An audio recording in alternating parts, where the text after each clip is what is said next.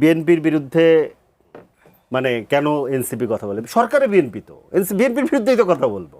সকল দায়িত্ব তাকে দেওয়া হয়েছে, তো সকল সুবিধা তারা পাচ্ছে, সকল ফ্যাসিলিটিস তাদের হাতে, এবং সকল কমিটমেন্টও তারা করেছে। কমিটমেন্ট রাখবেন না আপনি, একের পর চাঁদাবাজি চলতে থাকবে, মানুষ খুন চলতে থাকবে, মাদক ব্যবসা চলতে থাকবে, আপনার ধরেন গ্যাসের দাম বাড়াবেন, বিদ্যুতের দাম বাড়াবেন, তেলের দাম বাড়াবেন।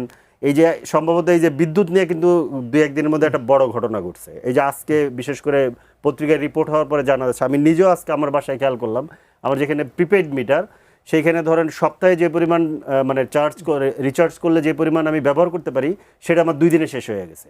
এটা যদি ধরেন সারা বাংলাদেশে যদি 5 কোটি গ্রাহক থাকে, 5 কোটি গ্রাহক যদি 100 টাকা করে ধরেন বেশি দেয়, তাহলে 500 কোটি টাকা চলে গেছে। এর 100 না, এটা ধরেন এক মাসে আমার ধারণা 1000-1500 টাকা করে শুধু সাধারণ গ্রাহক পর্যায়ে এটা গেছে।